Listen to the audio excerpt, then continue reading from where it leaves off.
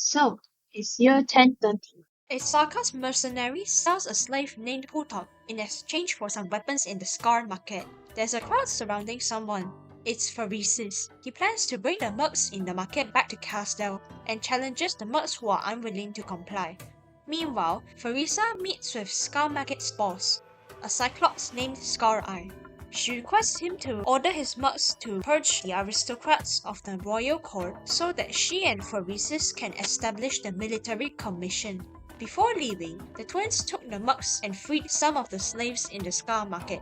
The twins discussed a plan proposed by kal'tsit, BABEL, a plan to unite all of Terra. Top feels fortunate for his encounter and renames himself as Good Luck. A year later, the military commission has been established. The Dynasty cluster, Naxxeras and vampires join this commission, while the Banshees and Liches only provide assistance when necessary.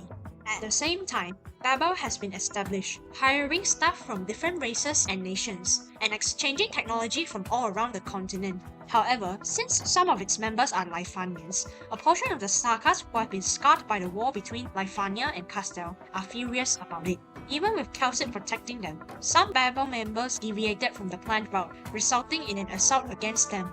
Amidst the chaos, Good Luck tries to save a Lifanian woman, but ends up being saved by her instead. Years later, they married and had a child named Oda. It's year 1068. A Lifanian Wurfist manages to locate Castel and sends a fleet to force the city into a catastrophe storm. The Wurfist sends an envoy to Scar Market in an attempt to pay Scar Eye to sabotage Castel's mobility system, but Scar Eye kills the envoy and throws the body into the Soul Furnace. All sarkaz civilians, regardless of age and position, rally up to defend their homeland. Even after suffering heavy losses, Castel merely managed to buy some time. It seems that the fleet will engage them at dusk. Just then, a miracle occurred. A new catastrophe storm clashes with the old one, opening a new passage for them. In the middle of the passage stands a girl from the wastelands. This reminds the twins of a prophecy, but they didn't care much about it. They brought the child with them and named her Ascalon. 10 days later, Castel manages to retreat into the storm. Everyone is celebrating at the Soul Furnace. While Good Luck's wife was treating the wounded, a traumatized and mad sarkaz approached her. Seeing the Lifanian in front of him, he stabs her with a dagger. Tensions began to rise between BABEL and the military commission. Theresa brings Ascalon to a classroom, but only theresa enters it. He reports that many students died on the battlefield, and even those who survived stopped going out of fear and mistrust. Suddenly, a young Manfred enters the classroom. He wants to see if the military commission is willing to take care of the orphans after the war. Knowing another war will come, he wishes to change Castel, but is lost. Theresa becomes interested in young Manfred and takes Manfred in as his disciple. 14 years later, Good Luck became a mercenary to earn his family a living. This time, he accepted a bounty to kill a BABEL teacher. In the meantime, that teacher was delivering a final lecture in Oda's home, which had been used as a classroom. Ascalon visits them and advises them to leave due to rising tensions. When Good Luck arrived, he was shocked to find himself at home. Despite regrets, he has no choice but to complete his mission. Before he could make his move, Ascalon assassinated him and concealed his corpse with her arts. Next, Manfred confronts her. Both sides have conflicting ideals, and eventually they both clash. Ascalon still defeats Manfred just like when they were younger. Manfred tells her that public opinion leans towards the military commission, but Ascalon remains loyal to Theresa and leaves. Manfred then delivers Good Luck's belongings, expresses his condolences to Oda, and leaves afterwards. Oda notices a crowd and enters it via an alley. He sees his teacher barely alive in the middle of the crowd. Turns out, the teacher got into a conflict with one of the students' parents. Oda brought the injured student to BABEL for treatment and joins them, while young Logos stays by the dying man's side and sings him an elegy. The tensions between the military commission and BABEL reach its peak due to this minor conflict. Knowing the public is against BABEL, Theresa decides to bring her followers and leave. The Banshee Lord Lakera Mali requests Theresa to take care of Logos, her future successor. After that, Theresa receives a letter from kal'tsit. kal'tsit says that she located a landship and restored most of its functions. She also tells Theresa that she has found someone who can turn the tides. In a distant time, Priestess created and gave the doctor a humanoid named Amaten. Before the doctor hibernates, he names Amaten as kal'tsit.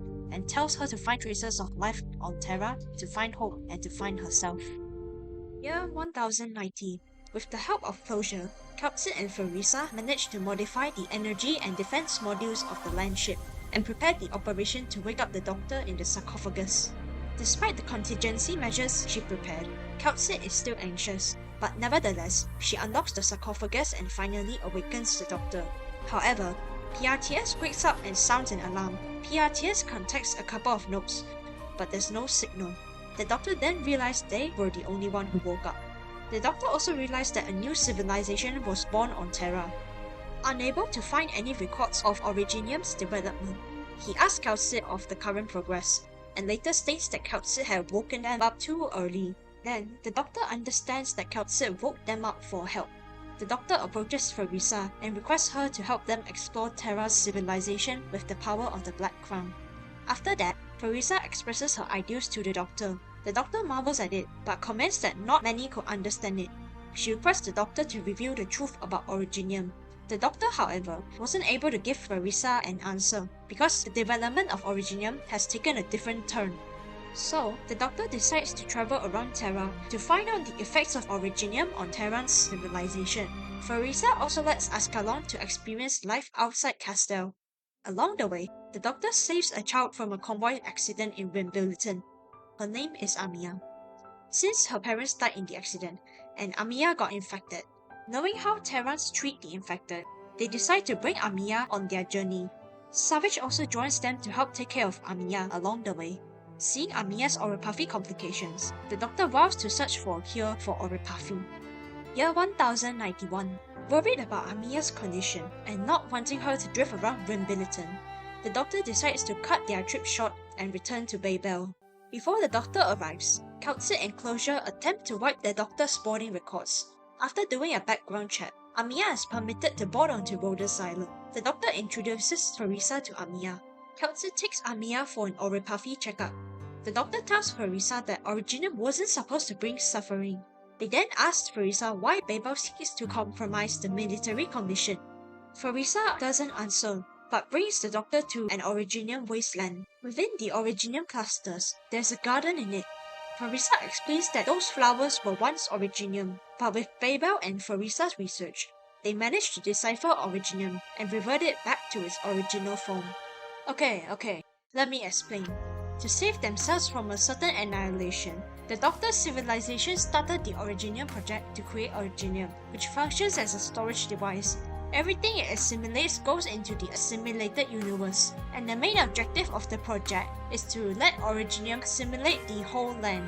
However, life forms brought by the Doctor's civilization onto Terra has been reshaped into humanoid homes by it, and those life forms gradually built their own civilization. Clear enough? Good. Back to the story. Year 1091. Theresa wishes to use this method to decipher the Originium on Terra that is not used as energy, to cure Oripathy, stop catastrophes, and build a safe and equal haven for everyone. Suddenly, kal'tsit delivers urgent news to Theresa. Intel from Babel spies in the military commission points out that the Victorian Duke invited Theresa's and the military commission to Victoria.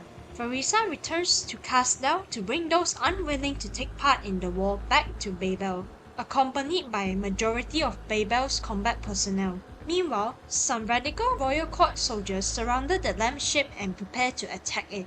They believe that by destroying Babel, Theresa will return to Castel with her followers. The Doctor volunteers to command the remaining forces of Babel. Switching to Theresa, she arrives at Scar Market and wants to meet Theresis, but Scar Eye blocks her way. The Confessory, now working with Theresis, expresses Theresis' will. All of a sudden, countless sarkaz mercenaries kneel before Theresa to express their guilt for abandoning their king. Theresa decides to give up and sends them off. After exiting Scar Market, a sarkaz mercenary named Julie and her other followers approach and join Theresa's cause. Back to Rhodes Island. Under the Doctor's command, Babel manages to defeat the soldiers with minimal casualties. Thus, the civil war between the military commission and Babel begins, ending 2 centuries of peace in Castel. and me leaving a cliffhanger because I have a year-end exam that lasts for a month and it's starting next week and I haven't even revised.